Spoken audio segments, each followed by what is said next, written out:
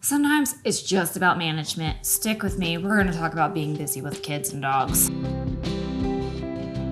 All right, so we have not been doing as much training as I would like lately, and that is because it's back to school time and my sister-in-law had a baby. There's been a lot going on with family stuff. Well, hello, Missy. Hi. Did you want to be pet? Are you being demanding?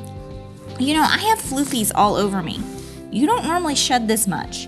It has been crazy hot here, which means Hannah is shedding extra. I wish I had a camera shot so you could see her smile. I got to bathe Miss Joy. She got into something today, and I don't know what, but it is caked all in her fur, but she tends to get into crap. So yeah, it's really lately, to be honest, I have not been doing much training with them. It's been more about, hey, telling Ben, our baby, or well, he's not really a baby, oh my God, he's a toddler, telling him to, you know, I don't know, not stuff food in their kennel, or hey, don't pull Joy's fur, or hey, don't feed her your food, you know, things like that. We have been using this as training, which I actually have a video on this, and why this makes great training treats, so check that out. It's kibble replacement. They're food clusters.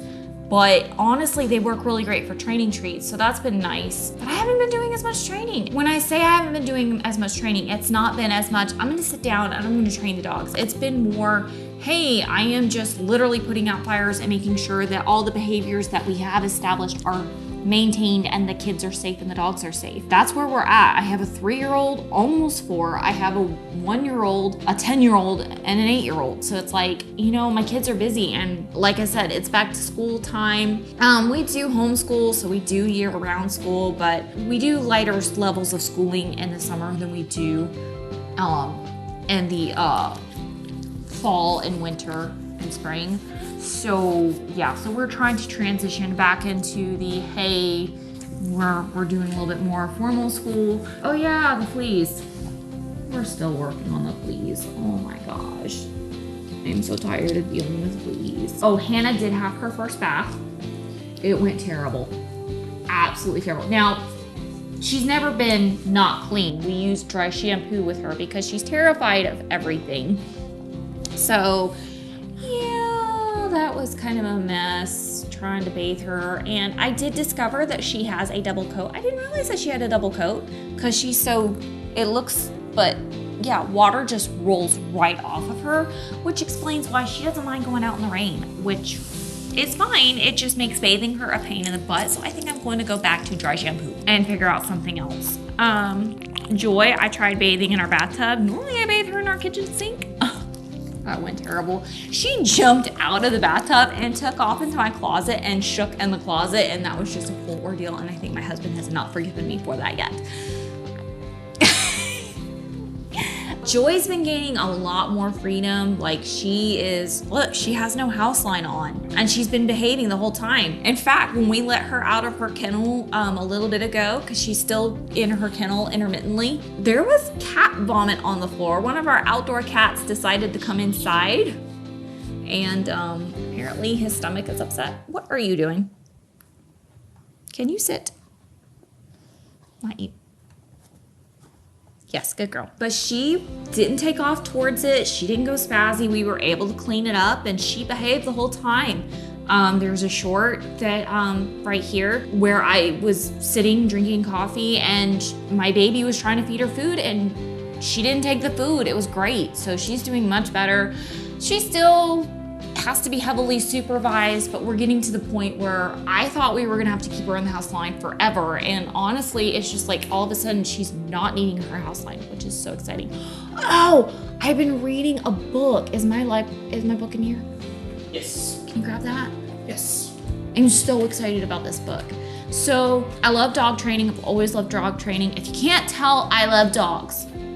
Yes. So hubby went and found this book for me, and it's The Power of Positive Dog Training by Pat Miller. This is the 2nd edition, and I've heard of this book, so he got this for me to read, and I've been reading it. I'm loving it.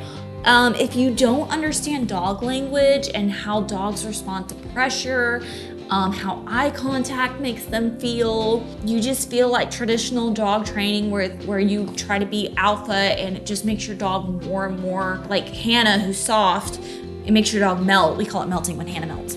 Or it may make your dog more aggressive and bare teeth, which we did have a dog that's how she responded to the alpha training. And I wish I had known about this book back then because, oh my gosh, this would have solved all my problems. I used a different dog training method with Arwen, and Arwen just got more and more problems. And then she went and lived with my mother. She still lives with my mother. She's happy as can be. My mother doesn't do any formal dog training with her. She just lets Arwen be Arwen and loves her and spoils her, and she has no more of the issues that we were having with her. Like, they're all gone because mom doesn't use the bad dog training methods that I was trying to use, and Arwen's happier. So it's like, if I had known this would have worked really great for Arwen. So I will link this book below because, oh my gosh, I love it. And it really, if you've been around the channel for a while, you know I love McCann dogs. So it's not the same method as McCann method as what they have, but it's very, very similar. And they're both on the idea of rewarding your dog, conditioning your dog to do the right thing so that they don't do the wrong thing, and understanding your dogs and using management tools. And I'm loving this. I'm actually to the point in the book where she's teaching puppy push-ups, which I've heard of and I've been wanting to do, so I'm kind of excited. So me and the kids are gonna try this in the next few days. I'm really excited. I've also started learning about dog therapy dogs. I actually want to get a service dog for myself. That is one of the things that we are debating. Do I want a Labradoodle? Do I want a Golden Doodle? Do I want a Shepherd dog of some sort? What kind of dog do I want? I have health issues, so I need a dog that is able to help me deal with pain management, to help me sometimes if I need to get something that I've dropped on the floor, like my phone, because if I have a bad health day, I can't get out of bed. So having an animal to retrieve my phone would be excellent. So we're really considering that. The Plexus pink drink, which I have a blog post about, I can link that down below for you. The Plexus has really helped, so I haven't had as many bad days, but they still come. So I'm really excited about learning about therapy dogs. I know a therapy dog is not the same as a service dog, but we couldn't find at our local library a book about service dogs, but my husband did find a book about therapy dogs. I think it's a great thing to learn about, especially since I have this channel about dogs and I just love dogs. So why not learn and soak up all I can about it? So I'm enjoying that book. I don't remember the name of it. I will link it down below. It's great. Oh, that's it. Oh, Mr. Editor Man, Mr. Prop Man. He got this for me. So this is Therapy Dogs by Kathy Diamond Davis. And this is also a second edition. So we got this from the library, but I will drop a link so that you can look for it yourself. I'm enjoying it. I haven't gotten very far in it, but I'm crazy and I read more than one book at once, so. But yeah, so basically right now I am in the maintaining the good behavior that I have trained with my dogs. We haven't been doing as many trainings with treats because they are pretty well behaved, but I am trying to remember, like, hey, you know what? Sometimes it's good to pull out the treats or pull out the leftover bread dough and reward the dog for listening and just doing name games and things like that. So, you know, we're in the just maintaining good balance in the home. And I don't really know that that's a bad thing with 4 kids and 2 dogs and 3 cats and 1 husband and 5 chickens. Did I mention I'm crazy?